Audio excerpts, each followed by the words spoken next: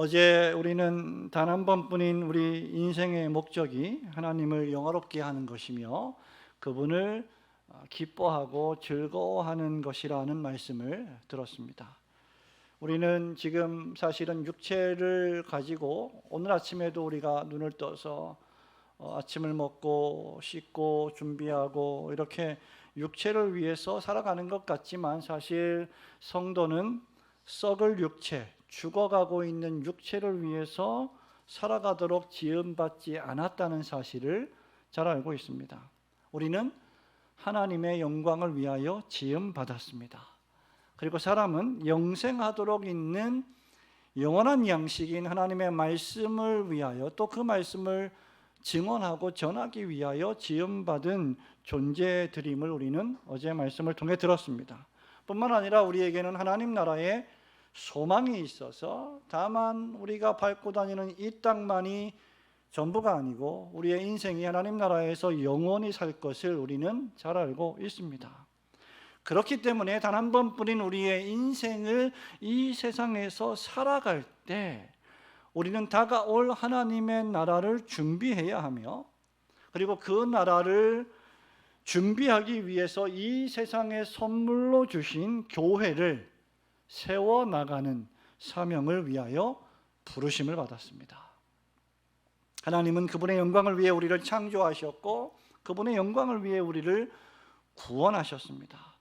그리고 하나님은 그분의 영광을 위해서 여러분 자신을, 여러분 개인을, 여러분의 가정을 모든 종류의 물의 위협과 불의 위협으로부터 건지시고 보호하신다고 하셨습니다.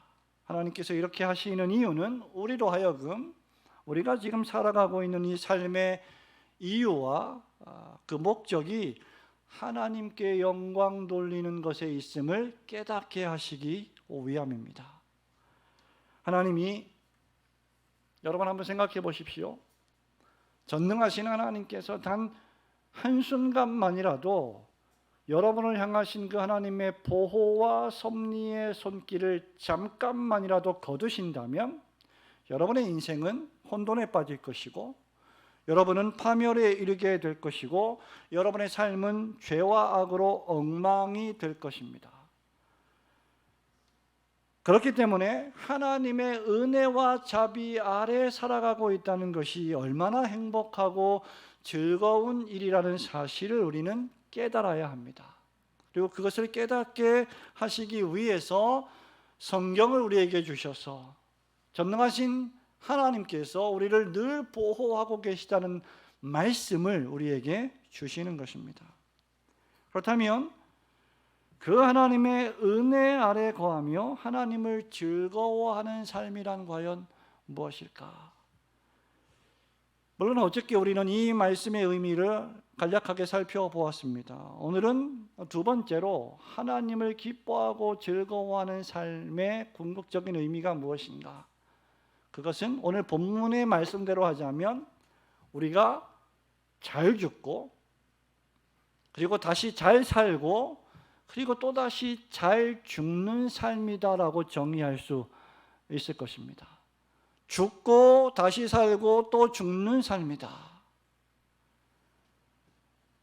그것을 한마디로 표현하자면 오늘 사경의 둘째 날 제목처럼 나는 죽고 예수로 사는 삶입니다. 우리 여전도회에서 찬양한 것처럼 나는 죽고 주로 살자고 하는 것과 똑같은 것이죠. 우리 한번 따라해 보실까요? 나는 죽고 주로 살자. 이렇게 우리 서로에게 얘기해 봅시다. 나는 죽고 예수로 삽시다. 우리가 말은 잘해요. 말은 잘하는데 정말 내가 안 죽잖아요. 교회 안에서 발생하는 여러 종류의 일들의 가장 근본적인 원인은 뭐냐면 내가 시퍼렇게 살아있다는 거죠. 내가 안 죽고 주님으로 살아야 되는데 주님으로 살지 않고 내가 살기 때문에 우리의 개인적인 삶도 여러 또 공동체의 삶도 필연적으로 어려움이 있는 것입니다. 오늘 본문의 말씀은 가장 유명한 성경 구절 가운데 하나입니다. 그것은 믿음 안에서 사는 삶에 대해서 교훈해 주고 있습니다. 이 유명한 갈라디아서 2장 20절의 말씀은 너무나 유명해서 만약에 이 말씀을 모른다 그러면 간첩이거나 아니면 교회에 정말 처음 나온 분들이거나 그런 분들 아니면 이 말씀을 모를 수가 없습니다. 복음성가로도 아주 자주 부르기도 하는 익숙한 말씀이죠. 그런데 이 말씀의 의미를 올바로 성경적으로 이해하는 것은 또 다른 문제입니다. 더 나아가서 이 말씀의 의미를 온전히 이해한 후에 자신의 인생을, 자신의 삶을 이 말씀대로 실천하며 살아가는 것은 또 다른 문제입니다. 그리스도인의 삶은 이런 의미에서 그리스도와 함께 십자가에 못 박혀 죽어버린 삶이다라고 정의할 수 있을 것입니다. 그리고 또한 그리스도인의 삶은 내가 사는 것이 아니라 내 안에 사시는 그리스도를 믿는 믿음 안에서, 믿음으로 사는 삶이다라고 정의할 수 있을 것이고, 그 그리스도인의 삶은 결국은 하나님의 아들, 즉 나를 위하여 자기 몸을 희생해 주신 하나님의 아들을 믿는 믿음 안에서 사는 것이라고 정의할 수 있을 거예요. 그리고 이 세 가지는 다 연결되어 있습니다.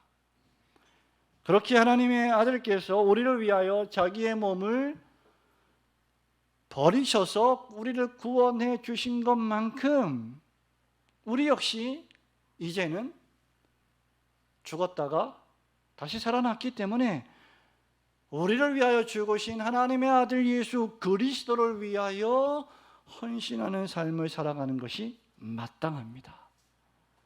그것이 바로 나는 죽고 예수로 사는 삶의 핵심이죠. 그것이 무엇일까? 우리 세 가지 오늘 오후에도 하나님이 예비하신 말씀의 은혜를 나누기 원하는데요. 첫 번째로 내가 죽고 주 예수로 사는 삶이라는 것은 내가 그리스도와 함께 십자가에 못 박혀 완전히 죽었음을 알 때 비로소 올바로 깨닫게 되는 진리입니다. 그러니 내가 그리스도와 함께 십자가에 못 박혔다는 이 말씀을 이해하지 못한다면 내가 죽고 예수로 사는 삶이 무엇인지도 올바로 이해할 수 없다는 것이죠. 우리 20절 말씀을 읽었지만 한 번 더 읽어보겠습니다. 내가 그리스도와 함께 시작.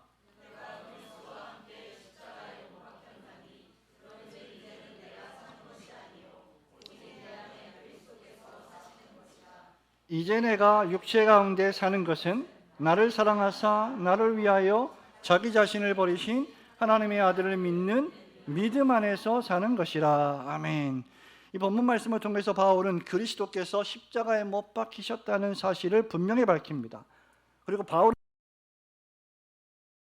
예수님이 십자가에 못 박히실 때 그리스도와 함께 못 박혔다라고 말하고 있습니다. 또 계속되는 말씀을 통해서 나를 위하여 예수께서 자기 자신을 버리신 분이심을 분명히 하고 있습니다.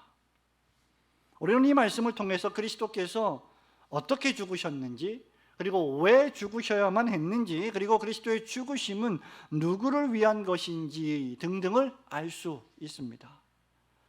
그리스도의 죽으심은 반드시 필요한 일이었습니다. 왜냐하면 창세기의 에덴 동산에서 하나님의 공의가 그것을 요구했기 때문입니다. 하나님은 창세기에서 여러분 에덴 동산의 수많은 이루 셀 수 없는 종류의 나무의 열매들, 과실들을 마음껏 먹으라고 말씀하셨고, 그 중에 하나 동산 중앙에 있는 생명의 나무의 실과를 먹지 말라고 요구하셨습니다. 계명을 주셨습니다. 하나님은 창세기에서 에덴 동산의 아담과 하와에게 그 하나님의 계명의 말씀을 어기고 범죄하면 정령 죽을 것이다 라고 말씀하셨습니다. 그렇게 바울은 로마서 6장 23절에서 죄의 삭은 뭐라 그랬습니까? 사망이니라, 죽음이다 라고 말하고 있는 것이죠. 이것은 하나님의 말씀이 진실하다는 것을 의미합니다. 하나님의 말씀은 공의롭고 진실하기 때문에 하나님이 하신 말씀을 그대로 지키십니다. 그리고 하나님께서는 그 일을 우리를 위하여 예수 그리스도를 통해서 하셨습니다. 그리스도는 십자가에서 죽을 뻔하시지 않으셨고 나를 위하여 십자가에서 죽으셨습니다. 그리스도는 기절하신 것도 아니고 잠시 잠에 빠지신 것도 아니고 우리 죄를 속하시기 위해서 사람에게 가장 큰 고통과 슬픔을 선사하는 죽음이라고 하는 고통을 친히 맛보셨습니다. 여러분, 우리가 인생을 살아가면서 가장 큰 아픔과 슬픔이 무엇일까요? 돈을 좀 잃어버리는 것입니까? 건강을 좀 잃어버리는 것입니까? 그런 것들은 견딜 수 있습니다. 가장 큰 아픔과 슬픔은 사랑하는 사람을 먼저 떠나보내는 것일 겁니다. 그것이 부모님이든 자녀이든 아내이든 남편이든 관계하지 않습니다. 그런데 그 사람이 겪는 가장 큰 고통과 슬픔으로서의 죽음을 그리스도께서 친히 경험하셨다는 것이고, 그 일을 위해서 하나님의 보좌를 버리시고 이 땅에 사람과 같이 되어 오시는 수치와 수모와 비하를 친히 경험하셨다는 사실입니다. 그 이유는 단 한 가지인데, 하나님의 계명의 말씀을 어겨 사망이라고 하는, 죽음이라고 하는 진노와 형벌을 당한 하나님의 택한 백성들을 구원하시기 위해서였습니다. 다시 말하면 우리를 살리시기 위해 우리를 대신하여 우리의 자리에서 그리스도께서 십자가에 달리신 것입니다. 그러므로 그리스도의 십자가 죽으심은 하나님의 택한 백성들을 위한 죽으심입니다. 바울은 20절에서 뭐라고 고백을 합니까? 하나님의 아들이 나를 위하여 자기 몸을 버리신, 나를 위하여 자기 자신을 버리신 하나님의 아들을 믿는 믿음 안에서 사는 것이 자신의 인생이다, 이렇게 말하고 있습니다. 그리고 바울과 같이 하나님의 은혜로 자기 자신이 죄인임을 고백하고 그 죄를 회개하고 구세주 예수 그리스도를 믿음으로 영접하면 그리스도께서 그를 구원하실 것이고 그는 하나님의 구원을 받게 될 것입니다. 왜냐하면 예수 그리스도께서 나를 위하여 십자가에 달리셨기 때문입니다. 바로 이런 이유 때문에 그리스도께서는 많은 사람의 죄를 담당하시려고 친히 단번에 자기 자신을 십자가에서 희생제물로 드리신 것입니다. 그런데 바울은 그리스도께서 십자가에 못 박혀 죽으실 때 내가 그리스도와 함께 못 박혔다라고 말하고 있습니다. 여러분, 이 말씀이 무슨 말씀입니까? 내가 그리스도와 함께 십자가에 못 박혔다. 이 말은 예수님이 십자가에서 죽음을 맞이하실 때 바울 자신도 그 십자가에서 그리스도와 함께 신령한 방식으로 연합되어 죽었었다는 것을 뜻합니다. 말하자면 그리스도께서 십자가에서 죽으실 때 나도 그 자리에서 그리스도와 함께 죽었다는 것을 뜻합니다. 내가 그리스도와 함께 십자가에 못 박혔나니, 이 말씀이 의미하는 바가 무엇일까? 여러분 한번 따라해 봅시다. 내가 그리스도와 함께 십자가에 못 박혔습니다. 내가 그리스도와 함께 죽었습니다. 여기서 우리는 몇 가지를 추론할 수 있는데, 우선 무엇보다도 첫 번째로 내가 죽었다는 사실입니다. 나 자신이 죽었다. 바울이 그렇게 말하고 있지 않습니까? 내가 그리스도와 함께 십자가에 못 박혔다. 못 박혔다는 말은 죽었다는 것이죠. 너무나 단순한 사실이 아닙니까? 내가 죽었다. 여러분, 지금까지 살아오시면서 혹시 죽은 사람을 보신 일이 있으시지요? 죽은 사람의 특징이 무엇입니까? 여러분 죽으셨습니까 지금? 지금 다 살아 계십니다. 그래서 반응하고 계시죠. 죽은 사람의 특징이 무엇입니까? 생명이 없다는 것이고, 또 생명이 없으니 말을 걸어도 말을 할 줄 모릅니다. 말을 할 수가 없습니다. 움직이지 못합니다. 생각할 수 없습니다. 느낄 수가 없습니다. 여러분, 이 말은 하나님의 아들이 죽으셔야 할 만큼 내 자아가, 내 교만이, 내 죄가 하나님 앞에서 그렇게 심각한 상태였음을 뜻하고 있습니다. 그렇게 하나님의 아들이 대신 죽으시지 아니하시면 내 육체적 죄의 본성의 문제를 해결할 수 없다는 사실을 뜻합니다. 하나님의 아들이신 그리스도께서 날 위해 죽으셨을 때 내 죄가, 내 죄악된 본성이, 내 자아와 나의 교만이 하나님을 대적하여 범죄했던 그 죄가, 그 육체가 십자가에 못 박혀 죽어버렸다는 것을 뜻합니다. 우리가 이미 공부했던 하이델베르크 교리문답 42번이 이렇게 말하죠. 우리의 죽음이라는 것은 우리가 죄 짓는 것을 그치고 영생으로 가는 통로라는 사실을 배운 적이 있습니다. 물론 이것은 우리가 예수 믿고 난 이후에 우리가 믿음 안에서 죽었을 때 그 죽음이 무엇이냐라고 말할 때 육체로 살면서 죄 짓는 것을 그치고 영생으로 가는 통로이다라고 하는 말씀입니다. 자, 그렇다면 우리가 마지막 날에 주님이 오실 때이든지 아니면 우리의 육체적 죽음의 순간까지는 우리가 죄 때문에 죄를 짓는 존재일 수밖에 없다는 사실을 의미합니다. 그리고 그리스도와 함께 내가 십자가에 못 박혔다는 말은 바로 원론적으로 그 죄가 십자가에 못 박혀 죽었다는 것을 뜻하는 것입니다. 죽음이라고 하는 것은 우리가 이 세상에 살아가면서 연약하여 저지르는 모든 종류의 죄를 범하는 일에 종말을 고하는 것입니다.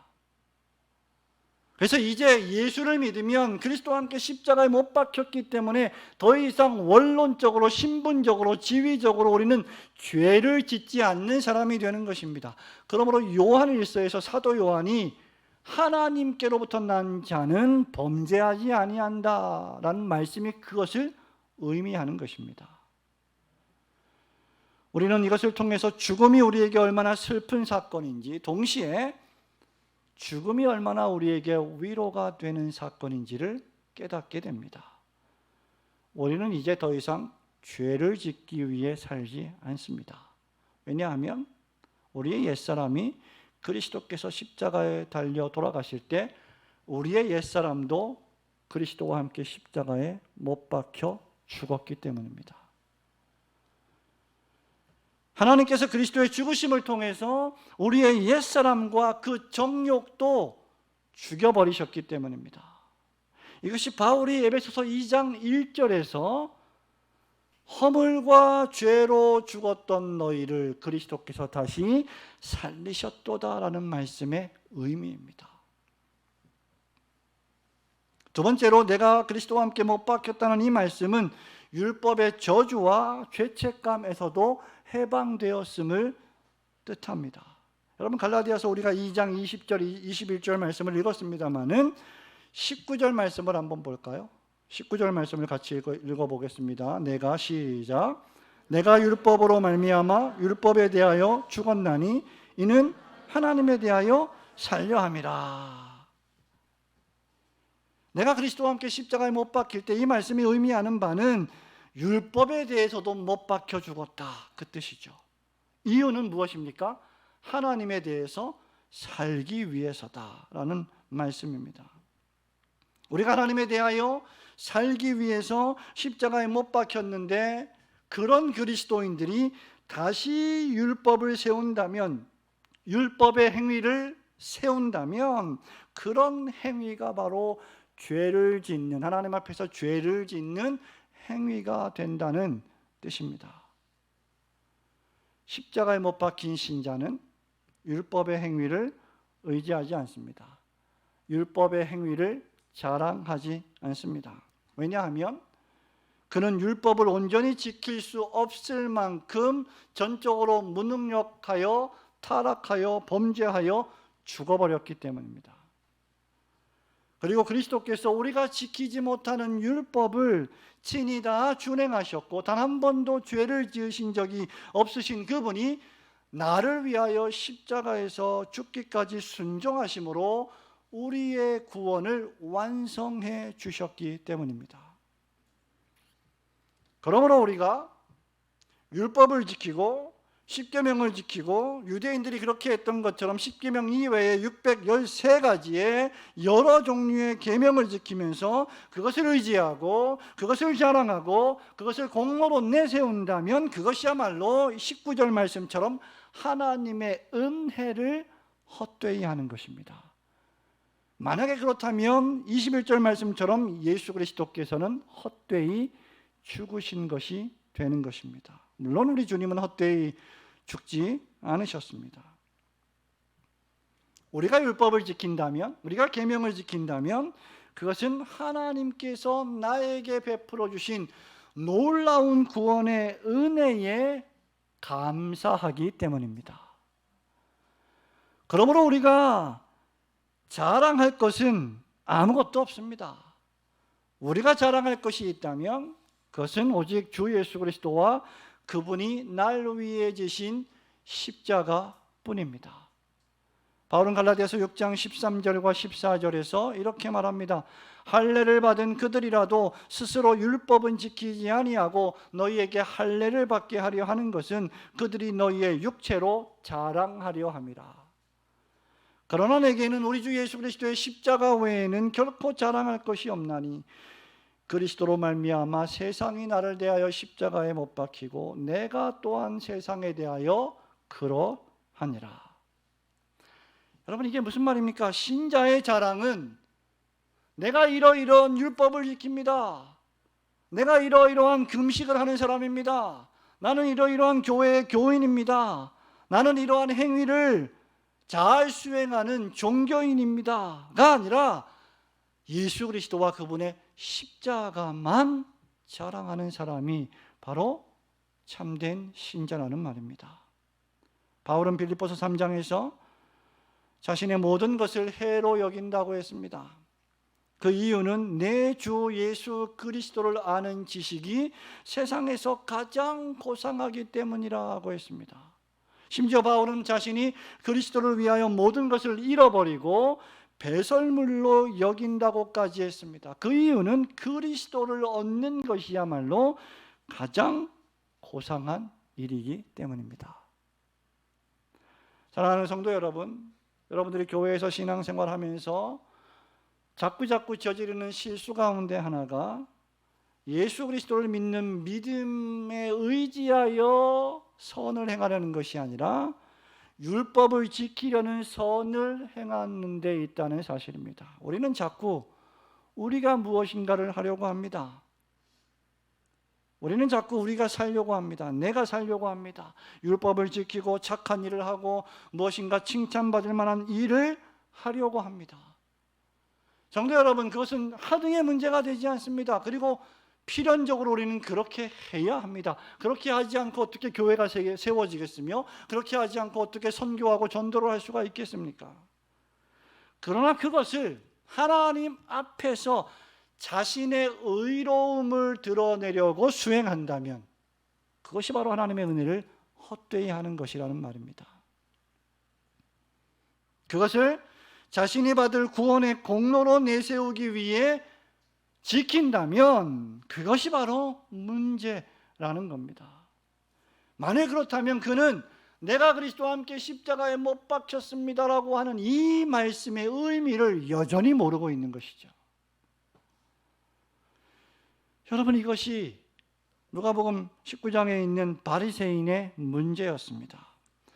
바리새인의 문제가 무엇이었습니까? 그들의 겉모습은 화려했습니다. 경건했습니다. 거룩했습니다. 그들의 모양이, 모습이, 말투가, 행동이 매우 경건한 종교인의 모습이었습니다.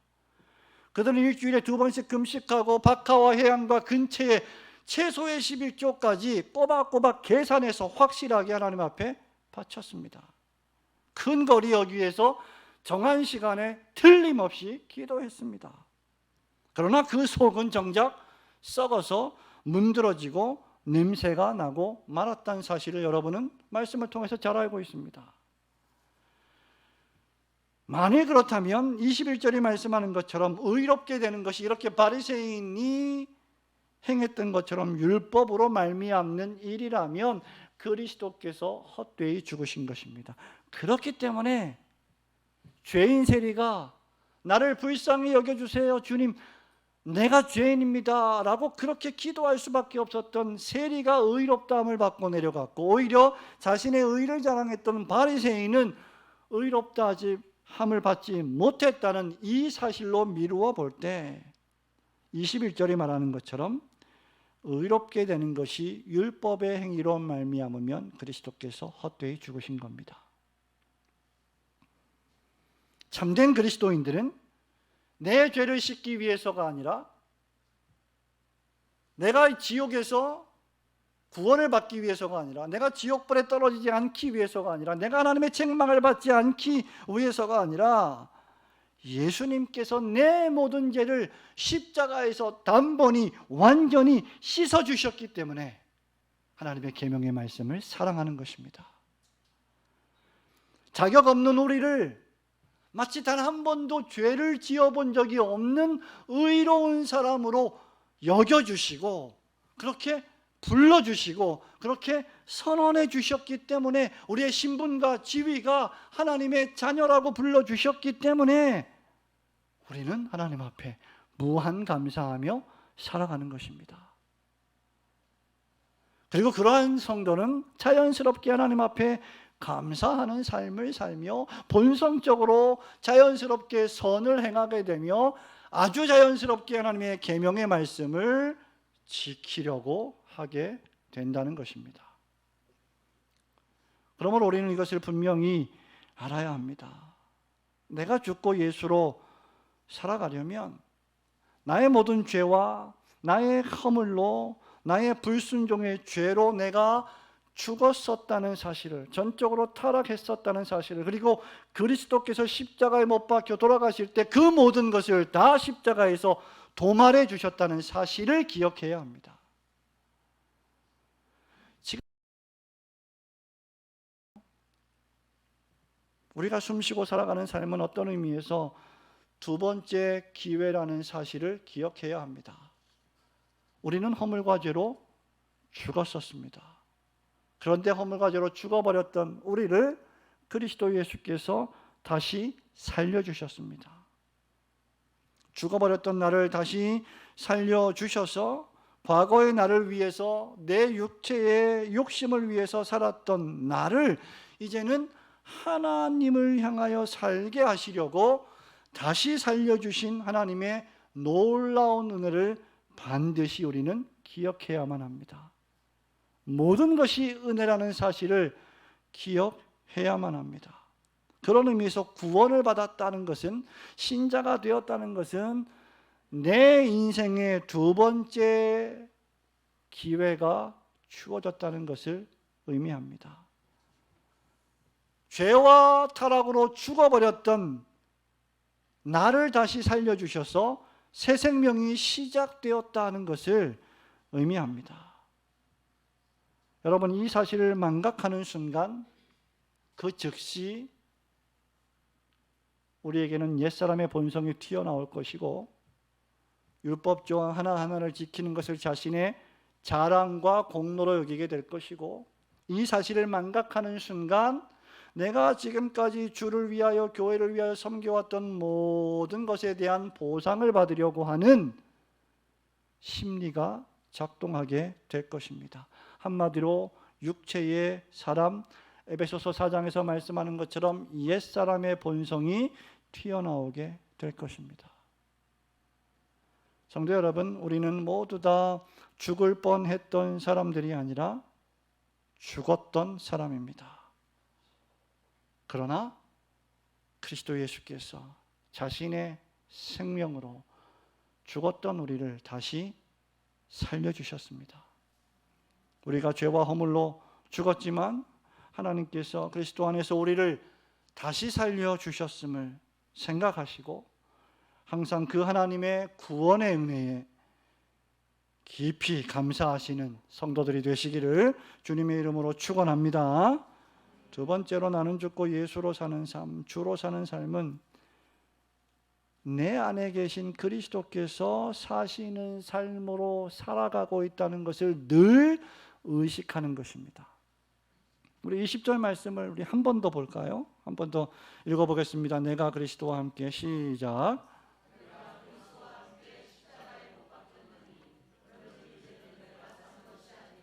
오직 내 안에 그리스도께서 사시는 것이라. 이제 내가 육체 가운데 사는 것은 나를 사랑하사 나를 위하여 자기 자신을 버리신 하나님의 아들을 믿는 믿음 안에서 사는 것이라. 아멘. 바울은 내가 그리스도와 함께 십자가에 못 박혔기 때문에 이제는 내가 살기는 사는데, 여러분 이 말씀의 그 논법을 보세요. 내가 지금 숨쉬고 살고 있고 내가 이 편지를 쓰고 있긴 하는데 내가 사는 것이 아니라 내 안에 그리스도께서 사시는 것이라고 자신의 인생을 재정의합니다. 여러분, 이것이 신자와 비신자의 극명한 차이입니다. 제가 과장하는 것이 아니라면 이 세상을 살아가는 비신자들, 이 세상을 살아가는 불신자들, 여러분 주변의 회사에 집 근처의 이웃들, 동료들, 거의 모든 비신자들은 철저하게 자기 자신을 위해서 살아갑니다. 즉 나를 위해서 살아갑니다. 자신의 생명이 최우선이고 자신의 가족이 최우선이고 자신의 모든 재물과 자신의 모든 소유가 최우선입니다. 자신의 욕망, 자신의 야망의 성취를 위해서 살아갑니다. 여러분, 안 믿는 사람들과 한번 대화를 나눠보세요. 그들이 하고 있는 모든 말과 행동들의 초점이 다 무엇입니까? 전부 자기 자신입니다. 하나님을 대적하여 범죄한 모든 인간의 삶은 이런 의미에서 철저하게 이기적입니다. 자아중심적입니다. 바울의 표현대로 하자면 하나님을 알되 하나님을 영화롭게 하지도 아니하고 하나님을 썩어질 우상과 벌레의 형상으로 바꾸며 살아갑니다. 똑똑한 척하지만 말 못하는 우상에게 수백만 원, 수천만 원 돈을 갖다 주면서 구술하고 점을 치는 사람들입니다. 70년, 80년을 살고 썩고 썩어가고 있고 마침내 죽을 육체의 만족을 위해서 살아갑니다. 제가 과장하는 것이 아니라면 여러분, 통장에 돈을 모아놓는 이유가 무엇입니까? 육체의 만족 때문입니다. 그 외에는 다른 곳에 쓸 줄을 모릅니다. 거의 대부분 말이죠. 불신자의 삶이란 어떤 의미에서 속이 썩어서 문드러져 악취가 나는데, 그리고 죽어가고 있고 곧 죽을 텐데 자신의 몸의 그 겉모습을 금으로 도금해서 색칠해서 살아가는 것과 같다라고 말할 수 있을 것입니다. 그들의 삶이란 기껏해야 이웃에게 선을 베풀고 친절을 베풀고 기부하고 세상 속에서 일반적인 선을 행하는 삶일 뿐입니다. 그러나 여러분 기억하십시오. 하나님은 우리에게 말씀하십니다. 믿음으로 행하지 아니하는 모든 것이 죄니라. 하나님을 경외하는 신자의 삶은 이와 다릅니다. 그리스도인의 삶은 완전히 다릅니다. 물론 지금 그리스도인이라고 불리면서도 그리스도인답지 않게 살아가는 사람들 때문에 진짜 그리스도인의 삶의 모습이 무엇인지 세상은 보지 못하고 있을 때가 많습니다. 그럼에도 불구하고 우리는 그러한 사람의 실패 때문에 성경 말씀이 의미하는 바를 제대로 가르치지 않아서는 안 됩니다. 그리스도인은 자신을 위해 살지 않습니다. 그리스도인은 타인을 위해 살지도 않습니다. 엄밀히 말하면 그는 이웃을 위해 살도록 부르심을 받은 것도 아닙니다. 제 말씀을 잘 들으십시오. 그리스도인은 세상에 선을 행하기 위하여 살지도 않습니다. 그리스도인은 오직 철저하게 예수 그리스도를 위하여 살아갑니다. 왜냐하면 그는 그리스도와 함께 십자가에 죽었고 그리스도께서 부활하실 때 죽었던 그도 다시 부활하여 제2의 인생을 맞이했기 때문입니다. 그가 이웃을 위해 선을 베풀고 그가 어려운 사람들 돕고 그가 그리스도인으로서 기부를 하며 많은 사람들에게 복음을 전하는 선한 행실의 삶을 사는 것은 그리스도께서 그에게 생명을 주셨기 때문입니다. 예수 그리스도께서 그분의 심장을 그에게 이식해 주셨기 때문입니다. 그러므로 그리스도인이란 이렇게 정리할 수 있을 것 같습니다. 그리스도의 심장으로 살아가는 사람이다. 그리스도의 심장으로 살아가는 사람이다. 이것이 바울이 말한 내가 사는 것이 아니요 내 안에 그리스도께서 사시는 것입니다 라는 말씀의 의미입니다. 여러분 한번 따라해 보겠습니다. 내가 죽었습니다. 안 죽고 싶으십니까 여러분? 나는 죽었습니다. 그러면 신자에게는 뭐가 남습니까? 누가 남습니까? 그리스도가 남습니다. 나는 죽고 그리스도가 남으십니다. 그리스도뿐이십니다. 오직 그리스도. 솔루스 크리스투스. 그리스도로 말미암아. 그리스도 때문에. 그리스도께서는 날 위해 십자가에서 죽으셨고 날 위해 다시 살아나셨습니다. 그리고 나의 허물과 죄로 굳어서 썩어져 버린 나의 심장을 절제하시고 잘라내시고 예수 그리스도의 심장을 새롭게 이식해 주셨습니다. 그 사람이 어제 말씀드린 크리스티아노스, 그리스도인입니다. 예수의 심장으로 사는 사람 말이죠. 그리스도께 속한 사람 말입니다. 그리스도인 말입니다. 우리의 생명이 그리스도에게 속했다면 우리가 소유하고 있는 모든 것들도 전부 다 그리스도의 것입니다. 이것을 인정하지 않기 때문에 내가 주일날은 그리스도의 것이지만 평일날은 내 것입니다. 이렇게 살아가는 거예요. 내가 주님 앞에 드리는 헌금은 주님의 것이지만 나머지는 전부 내 것입니다. 이렇게 살아가는 거예요. 내가 주님 앞에 드리는 한 시간의 예배는 주님이 명령하신 시간이지만 나머지 시간은 전부 내 것입니다. 이것이 이원론주의자의 삶입니다. 이제 그리스도인은 그렇기 때문에 교만하게 이기적으로 살지 않습니다. 오직 그리스도만을 위해서 살아갑니다.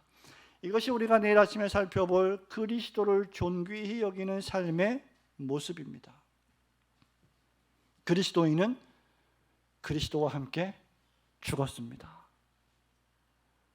그의 교만한 목이 꺾였고 빳빳한 머리가 숙여졌습니다. 그의 냉담하고 차가운 마음이 깨져버렸습니다. 그의 교만과 고집이 사라졌고 살같이 부드러운 마음, 온순한 마음이 온유한 심령이 되어버렸습니다. 하나님의 성령께서 그리스도 안에서 죄인된 그를 다시 살려주셨기 때문입니다. 에스겔 선지자가 11장 19절에서 이렇게 말합니다. 내가 그들에게 한 마음을 주고 그 속에서 새 영을 주며 그 몸에서 돌 같은 마음을 제거하고 살처럼 부드러운 마음을 주어. 여러분, 죄인의 마음이 무엇이냐면 타락한 죄인의 마음, 허물과 죄로 죽어버렸던 그 죄인의 마음이 뭐냐면 돌같이 굳어버린 마음이라는 겁니다. 그런데 하나님께서 그 돌을 깨트리셔서 살같이 부드러운 마음을 그리스도 예수를 통하여 주셨다는 거예요. 이것이 신자입니다. 에스겔 36장 26절에서도 또 새 영을 너희 속에 두고 새 마음을 너희에게 주되 너희 육신에서 굳은 마음을 제거하고 부드러운 마음을 줄 것이라고 하셨습니다. 즉 그리스도인은 과거에 육적으로만 살았던 사람이 이제는 영적인 사람으로 완전히 변화되어 자신의 삶의 가치관을 새롭게 정돈하는 사람입니다. 옛날에 제가 유학할 때 우리 설교학 교수님이 종종 그런 말씀을 하셨습니다.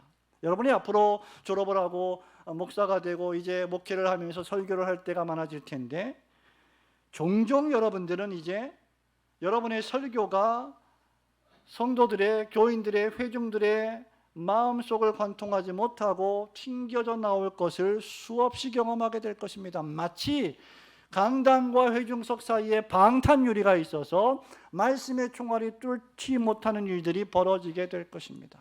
여러분, 그런 일이 왜 벌어집니까? 하나님께서 우리에게 온유한 마음, 살같은 마음, 영적인 마음을 주신다면 그는 같은 말씀이라도 그 하나님의 말씀을 스폰지처럼 흡수합니다. 그러나 육적인 사람은 그 말씀을 받아들일 수가 없습니다. 그 말씀의 찔림을 수용하기가 어렵습니다. 돌같이 굳어버렸기 때문입니다. 여러분, 이것이 신자의 비밀입니다. 여러분이 뭐가 답답해서 솔직히 인간적으로 한번 생각을 해보십시오. 여러분이 사회에서 올라갈 위치만큼 올라갔습니까? 사회에서 어느 정도 위치에 있고 여러분이 사회에서 살 만큼 살았고 여러분이 이웃들에게 주변인들에게 존귀를 받고 칭찬을 받을 만큼의 삶을 살았습니다. 그런데 여러분이 뭐가 답답해서 주일날 교회 나와서 예배드리고 11조 바치고 헌금하면서 목사의 설교를 통하여 죄에 대한 책망을 듣고 싫은 소리를 듣고 그 말씀으로 또 고쳐야 한단 말입니까? 여러분, 이런 일이 가능하겠습니까? 세상 사회에서 불가능합니다. 오직 그리스도인들만 가능하게 되는 겁니다. 우리의 마음이 돌 같았던 우리의 마음이 살 같은 마음으로 하나님께서 변화시켜 주셨기 때문입니다. 바울은 골로새 교회 편지하면서 골로새서 1장 27절에서 이렇게 말합니다. 이것이 비밀인데 이 비밀은 너희 안에 계신 그리스도시니 곧 영광의 소망이니라. 너희 안에 그리스도가 계시다. 그리고 이분은 영광의 소망이다. 즉 다시 너희 안에 신비하게 영적으로 연합하여 계시지만 하나님 보좌 우편에 계신 그분이 마지막 날에 다시 재림하실 것이기 때문에 너희는 그 영광의 소망을 바라보는 자들이다. 이것이 너희가 가진 비밀이다. 여러분, 그래서 이제 그리스도인은 내가 살지 않습니다.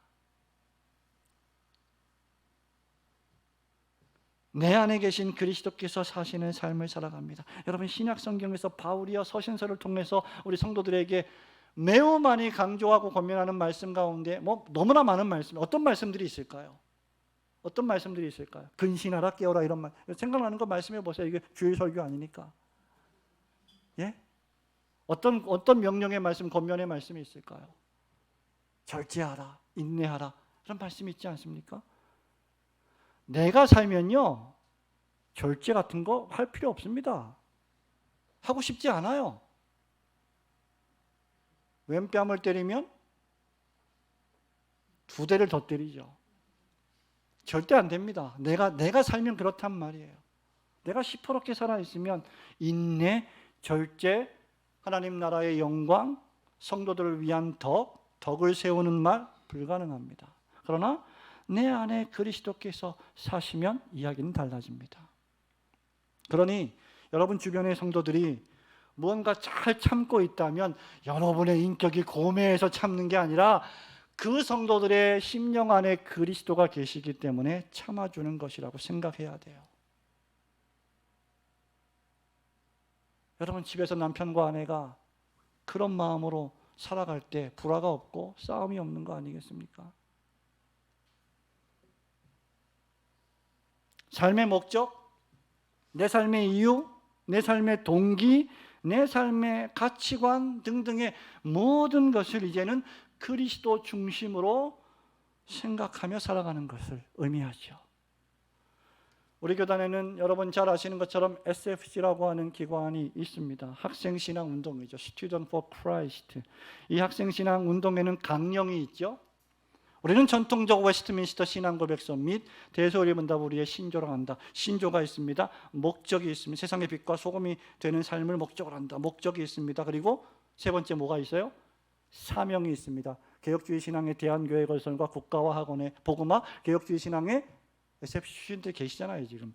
개혁주의 신앙의 세계교회 건설과 세계의 복음화, 사명이에요. 그리고 생활 원리는 하나님 중심, 성경 중심, 교회 중심입니다. 그리고 SFC 배지가 있죠. 배지에는 손바닥 위에 심장을 올려놓은 그림이 있습니다.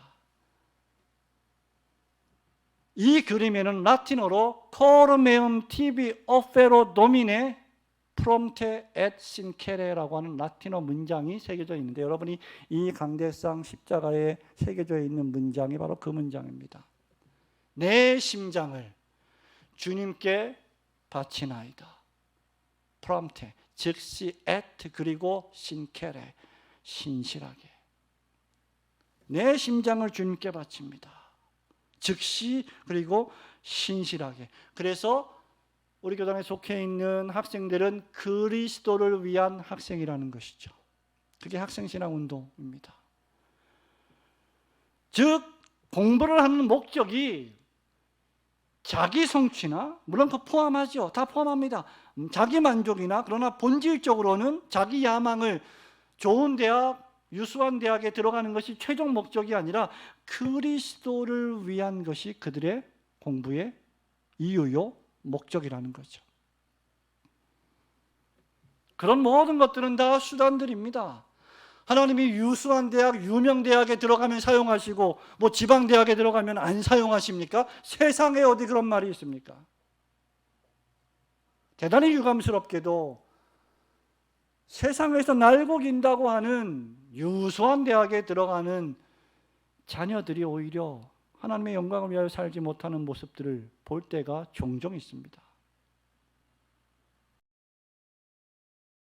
왜 궁극적 목적은 그리스도를 전파하고 그리스도를 위해 살아가는 것입니다. 그런 삶은 어떤 삶일까요? 자신의 인생을 그리스도를 위해 사는 것인데, 좀 더 노골적으로 표현하면 자신의 전 인생을 그리스도께 이 SFC 배지에 있는 것처럼 바치는 겁니다. 자신의 심장을 바치듯이.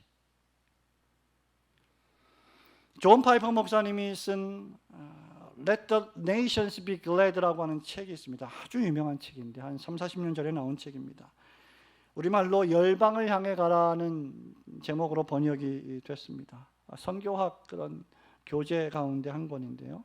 이 책에 보면 존 패튼이라고 하는 사람이, 아주 젊은 사람이 남태평양 열도에 선교사로 가겠다라고 하자 나이가 지긋한 한 그리스도인이 그러면 당신은 식인종에게 잡혀 먹힐 것입니다 라고 하면서 반대했다고 합니다. 남태평양이라고 하는 곳이 섬나라들이 많이 있는 미지의 그런 그 당시에는 미지의 그런 섬들이었잖아요. 원주민들이 사는 곳. 그러자 패튼이 이렇게 대답을 합니다. 그 사람의 이름이 딕슨이라고 하는 것 같습니다. 딕슨 씨, 당신은 이제 연세가 많으시니 아마도 곧 무덤에 안치되어 벌레에게 잡혀먹을 것입니다. 이 젊은 친구가. 하지만 고백하건대 만일 내가 주 예수님을 섬기고 공경하며 살다가 죽는다면 식인종에게 잡혀먹히든 벌레에게 잡혀먹히든 아무런 차이가 없을 것입니다. 마지막 날에 부활한 내 몸이 부활하신 구속자를 닮은 몸이 되어 일어날 때는 나는 당신의 몸만큼이나 아름다울 것입니다. 그리고는 선교사로 떠났습니다. 여러분, 이것이 내 심장을 주님께 바치나이다, 즉시 그리고 신실하게 라는 말씀의 의미입니다. 전도와 선교에는 고난이 따릅니다. 그렇지 않겠습니까? 우리 교회에서 몇 달 전에 말씀을 전하고 남전도의 헌신님에서 말씀을 전하고 고국으로 돌아간 인도 선교사님, 여러분 기억하시죠? 정필호 선교사님.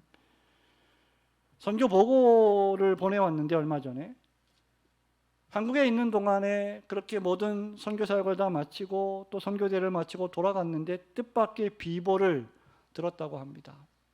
여러분, 선교 보고를 통해서 그 산악 지역의 원주민들이 살고 있는, 소수 민족들이 살고 있는 곳에서 오토바이를 타고 복음을 전하러 가는 전도사님이 한 명이 있었는데, 현지 전도사님이 복음을 전하고 몇 시간 동안 가서 복음을 전하고 설교하고 돌아오다가 트럭에 받쳐서 즉사했다고 합니다. 여러분, 이것이 선교에 따르는 고난입니다. 위험입니다. 그런데 놀라운 사실은 우리가 이런 소식을 들을 때 왜 도대체? 비극이라고 생각을 하겠죠. 그러나 우리가 성경을 바로 읽는다면 그분은 자신의 사명을 다했기 때문에 하나님의 나라에 들어간 것입니다. 그 전도사님의 아내와 어린 자녀들은 물론 아버지를 잃고 남편을 잃은 것에 대해서 슬픈 일이었지만 그럼에도 불구하고 하나님의 은혜를 깊이 생각하며 교회에서 더욱 열심히 주님을 섬기고 있다는 이야기를 들었습니다. 여러분, 선교사가 현지 이를 떠나서 고국에 왔다가 돌아갔는데 그러한 사고를 듣는다면 본인 자신도 얼마나 낙심이 되고 본인을 그렇게 지지하고 본인의 손과 발이 되어줘서 열심히 복음을 전했던 그 전도사님이 그렇게 세상을 떠나면 얼마나 낙심이 되고 힘들겠습니까? 여러분, 그것이 고난입니다. 마찬가지로 주님의 교회를 섬기고 세우는 일에도 고난이 뒤따릅니다. 그러나 그리스도와 함께 십자가에 못 박히고 그리스도와 함께 다시 부활한 참된 그리스도인들은 우리 앞에 어떤 일이 벌어진다 할지라도 내 심장을 주님께 바칩니다. 즉시 그리고 신실하게 이렇게 말하는 사람들입니다.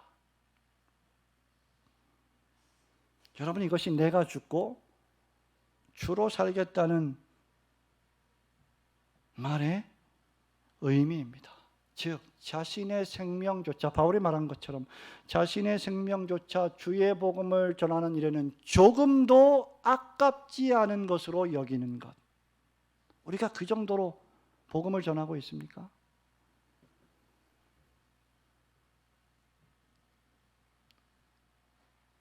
이것이 믿음으로 사는 삶입니다. 탈무드에 보면 이런 이야기가 있습니다. 갓난아이가 세상에 태어날 때 두 손을 꽉 움켜쥐고 태어납니다. 그러나 그가 세상을 살다가 죽을 때는 손을 다 펼치고 세상을 떠납니다. 그가 세상에 살 때는 모든 것을 움켜잡으려고 살아갔지만 세상을 떠날 때 그가 가지고 있는 소유는 아무것도 없습니다. 우리 역시 그러할 것입니다. 믿는 사람이든 믿지 않는 사람이든. 그렇다면 예수 그리스도께서 날 위하여 죽으셨고 날 위하여 다시 사셔서 나에게 새 생명을 주셨다면 내가 꽉 움켜쥐고 있는 것들을 하나님의 나라와 주의 복음과 주님의 몸된 교회를 위해 다 드리는 것이 우리의 삶의 태도이며 이것이 내가 죽고 주로 사는 삶의 궁극적 의미일 것입니다. 여러분의 삶이 그러므로 더 이상 여러분의 것이 아니라 그리스도의 것임을 굳게 믿으시고 그리스도를 위해 살아가시는 여러분 인생이 되시기를 주님의 이름으로 축원합니다. 마지막으로 나는 죽고 예수로 사는 삶은 이제 나를 위해 자기 자신을 버리신 하나님의 아들을 믿는 믿음 안에서 사는 것을 의미합니다. 바울은 갈라디아 교회 교인들에게 참된 복음에 대해 말하면서 그것이 율법의 복음이 아니라 은혜의 복음이라는 것을 분명히 합니다. 그 은혜의 복음은 오직 믿음으로만 얻을 수 있습니다. 그리고 그 복음을 믿는 신자는 오직 예수를 믿는 믿음으로만 살게 됩니다. 바울은 그래서 이제는 자신이 사는 것이 아니라 자신 안에 그리스도께서 사시는 것이고 자신이 육체 가운데 사는 것은 하나님의 아들을 믿는 믿음 안에서 사는 것이라고 자신의 삶을 정의했습니다. 한마디로 말하면 자신은 죽고 예수로 사는 삶을 가리킵니다. 이 말씀이 의미하는 바는 예수께서 우리의 육신의 부패한 성향을 죽이시기 위하여 친히 십자가에서 죽으셨고 더 이상 죄가 우리를 지배하지 못하도록 다시 살아나셔서 영생을 주셨기 때문에 이제 우리도 그런 예수 그리스도를 믿는 믿음 안에서 육신의 부패한 성향이 나를 지배하지 못하게 하고 도리어 우리 자신을 그리스도께 감사의 제물로 드리게 하는 삶, 그것이 주로 사는 삶의 모습입니다. 죄와 허물로 죽었던 우리를 하나님께서 그 크신 사랑과 은혜로 그리스도와 함께 살리셨다면 우리는 두 번째 인생을 사는 것이라고 앞서 말씀드렸습니다. 한 번 죽었다가 다시 살아난 인생 말이죠. 여러분, 우리가 2025년 8월 16일을 살고 있는데 오늘 이 자리에 앉아 있는 것이 어떤 의미에서 기적이 아닙니까? 지나온 삶을 통해서도 그러하고 또 자고 나면 수없이 들리는 도처에서 들리는 전쟁, 사건, 사고, 재앙, 그 모든 일들을 내 일이 아니라고 우리는 생각하며 안심하며 살아갑니다. 그런데 성경은 우리에게 뭐라고 말합니까? 내일 일을 너희가 알지 못하는도다. 너희는 잠깐 보이다가 없어지고 마는 안개라고 했습니다. 언제 어느 때 그러한 재앙과 사건, 사고들이 나의 것이 될지, 나에게 닥쳐올지 우리는 아무도 알지 못합니다. 그런 의미에서 우리는 지금 계속해서 하루하루를 하나님의 은혜로 주신 선물로 살아가는 것이다라고까지 말할 수 있을 것입니다.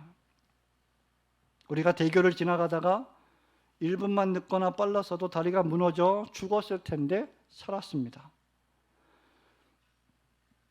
암이라는 질병으로 거의 소망이 없었는데 죽다가 수술을 통해 완쾌 판정을 받았다. 그러면 여러분은 그 인생을 조금 더 다르게 살아갈 것입니다.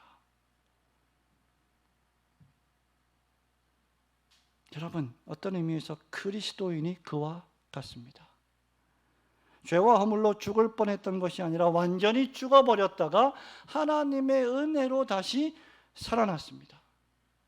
심장 이식을 해주지 않으면 죽을 수밖에 없는 나에게 사랑하는 사람이 심장을 이식해 주었다면 이 사람은 그 심장 이식해 준 그 사람을 위해 평생 살 것입니다. 간을 이식해 주었든지 뭘 해줬든지 간에. 여러분, 그런 삶이 무엇입니까? 바로 나를 위하여 자기 몸을 버리신 하나님의 아들을 믿는 믿음 안에서 사는 것입니다. 온전히 하나님만을 자랑하며 살아가는 것이죠. 온전히 그리스도 안에서 살아가는 것입니다. 오늘 바울은 그런 하나님의 아들을 믿는 믿음 안에서 사는 삶을 부정적으로 이렇게 말합니다. 이 말씀은 그리스도인이 자기 의로 살아서는 안 된다, 자기 행위의 의로 살아서는 안 된다는 것을 뜻합니다. 17절에 보십시오. 그리스도 안에서 의롭게 되려 하다가 죄인으로 드러나면, 여러분, 이 말이 무슨 말입니까?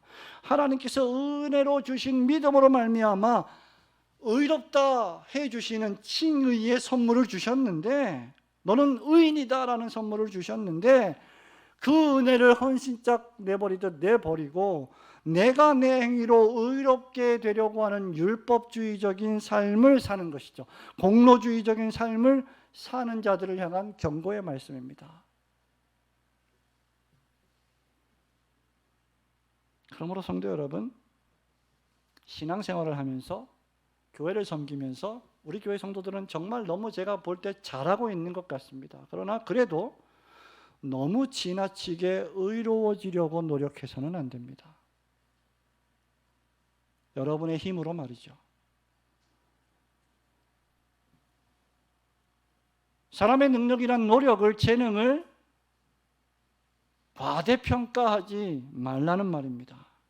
물론 우리는 끊임없이 경건을 추구해야 하고 거룩을 추구해야 합니다. 우리는 끊임없이 죄와 싸워야 하고 말씀을 통하여, 기도를 통하여 경건을, 거룩을 추구해야 합니다. 그러나 그 거룩과 그 의의가 나의 공로가 되면 그것은 또 다른 심각한 문제를 낳습니다. 그런 자세와 태도는 율법주의와 공로주의를 낳고 자신을 교만하게 만들고 자신보다 못한 다른 사람들을 쉽게 판단하고 정죄하게 만듭니다. 여러분이 지금까지 신앙생활을 해오면서 그런 분들을 많이 보셨을 것이고 여러분들도 그런 사람의 종류에 포함되었을지도 모릅니다. 그러므로 예수 안에 사는 신자는 항상 바울이 고린도전서 10장 12절에서 권면한 것처럼 선줄로 생각하거든 넘어질까 삼가 조심해야 합니다. 아무리 정결한 선행과 거룩한 행위라도 하나님 앞에서는 뭘 내세우겠습니까, 여러분? 마지막 날 천국에 가서 하나님 앞에 가서 그리스도의 심판대 앞에 서서 하나님, 내가 이러한 의로운 행위를 했습니다, 내세울 것이 뭐가 있습니까? 아무것도 없습니다. 우리의 의라고 하는 것, 정결한 선행과 거룩한 행위라고 하는 것, 하나님 앞에서 넉마 쪼가리에 불과하다는 것을 기억해야 합니다. 이사야 64장 6절에서 선지자 이사야가 이렇게 말합니다. 무릇 우리는 다 부정한 자 같아서 우리의 의는 다 더러운 옷 같으며 우리는 다 잎사귀같이 시들므로 우리의 죄악이 바람같이 우리를 몰아가나이다. 그러니 우리는 오직 그리스도와 그분의 십자가에 못 박히심만 의지하고 그리스도만 자랑해야 합니다. 두 번째로 이 말씀은 내가 하나님의 은혜로 말미암아 그리스도 안에 있어도 나는 여전히 육체 가운데 지금 살고 있기 때문에 여전히 연약한 죄인임을 인정하고 더욱 그리스도를 믿는 믿음으로만 살라 하는 말씀입니다. 18절에 이렇게 말하죠. 죄인으로 나타나면 그리스도께서 죄를 짓게 하는 자냐? 결코 그럴 수 없느니라. 예수 그리스도 안에서 여러분들이 신분적으로 법적으로 완전한 의인이 되었습니다. 이것은 변함이 없습니다. 한 번 의인은 완전한 의인입니다. 그러나 여러분은 육체를 가지고 살고 있기 때문에 아직 죄와 악이 관영한 이 세상에서 살아가고 있기 때문에 인격적으로 도덕적으로 아직 완전하지 않고 완전 성화되지 않았습니다. 우리의 신분은 회복되었지만 여전히 우리의 습관은 여전히 죄에 물들어 있습니다. 여러분의 생각도 감정도 지식도 선입견에 노출되어 있고 하나님의 말씀을 들을 때도 여러분의 선입견을 가지고 그 말씀들을 받아들이는 경우가 허다합니다. 지금부터 끊임없이 시작되는 싸움이 그렇기 때문에 바로 성화의 싸움입니다.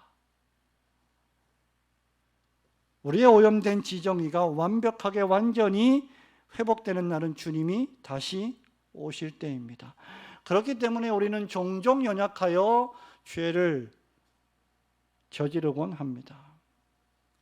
그때 사단이 양방향으로 우리를 공격합니다. 하나는 불화살을 쏘아서 우리를 낙심시킵니다. 야, 네가 그런 생각을 하고도 그런 죄를 짓고도 그런 행위를 하면서 하나님의 자녀라고 하냐라고 낙심시킵니다.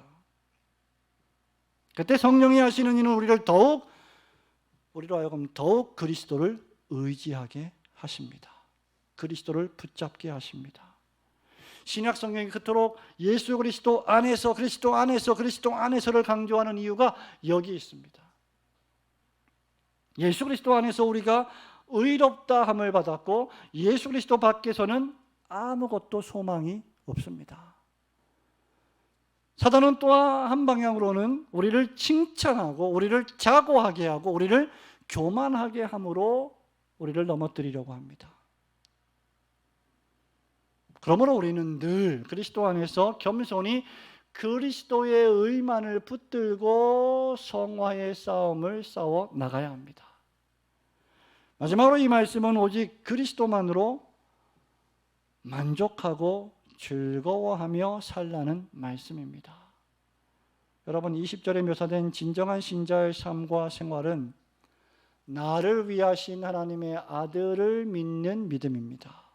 나를 위하신 하나님의 아들, 나를 위하여 스스로 죽음을 택하신 그리스도를 믿는 믿음 말이죠.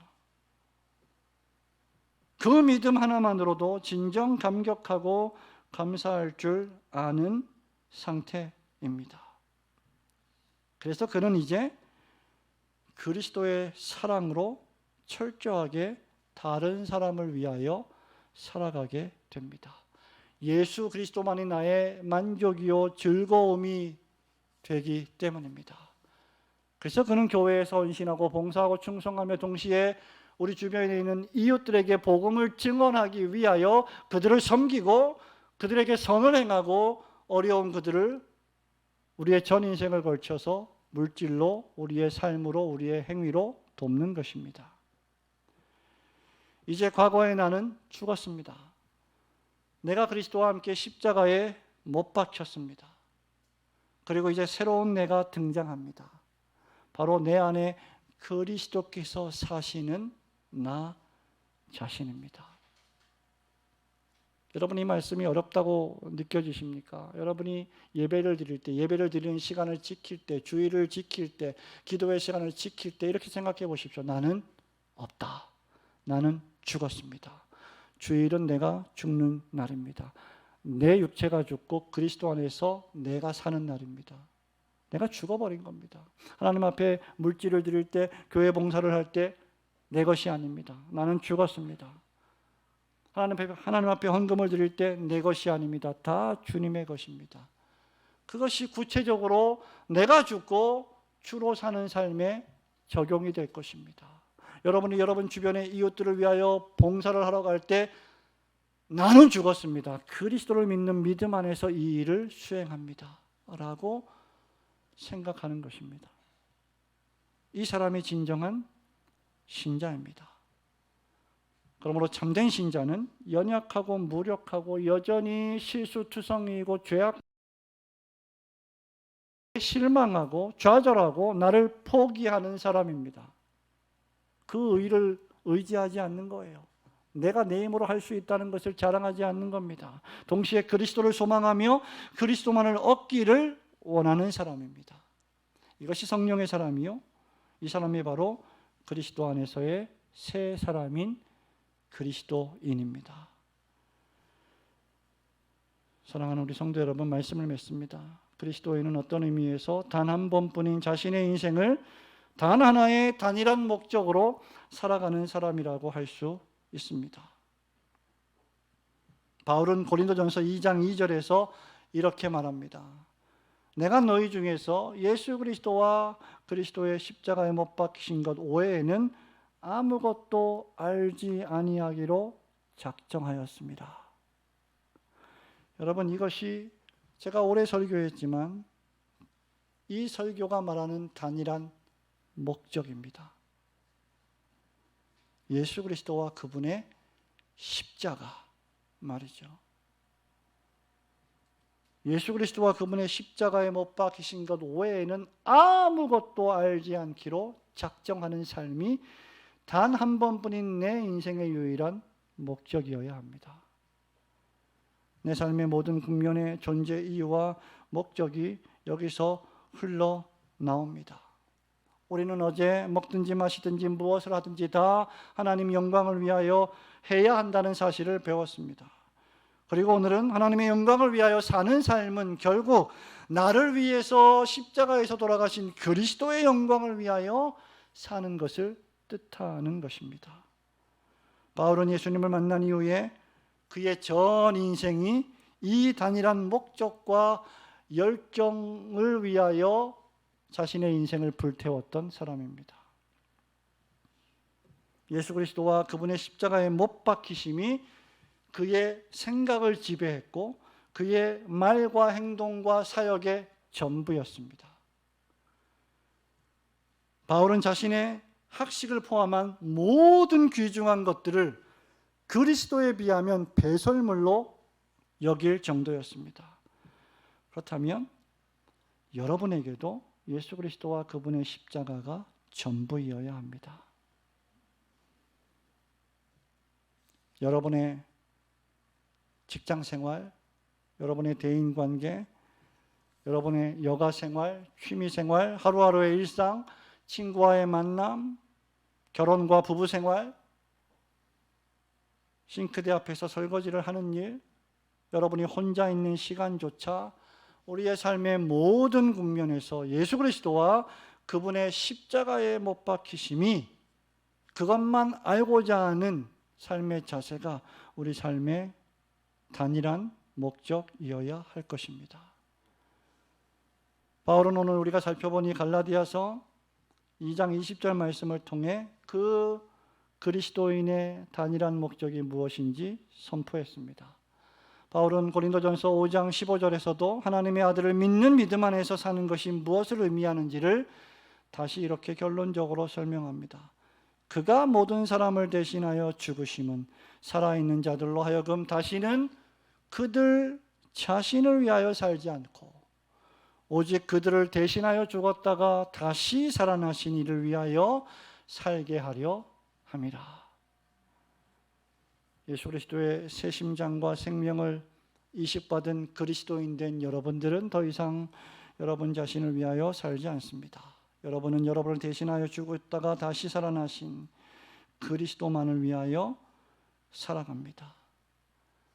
금반사경의 찬양팀에서 제일 마지막에 부르는 찬송인 표대를 향하여에 있는 가사처럼 표대를 향하여 그분의 상을 위하여 내가 달려가는 삶. 이전에 있던 모든 것들은 다 잊어버리고 앞에 계신 그리스도께로 달려가는 삶. 그 삶이야말로 내가 사는 것이 아니요 내 안에 그리스도께서 사시는 삶의 모습일 것입니다. 여러분들도 매 순간마다 옛사람을 십자가에 못 박아 죽이시고 여러분의 인생을 여러분 자신이 아니라 여러분을 대신하여 죽었다가 다시 살아나신 부활하신 예수 그리스도께 여러분의 전 인생을 감사의 제물로 드리시는 삶을 살아가시기를 주님의 이름으로 축원합니다. 아멘.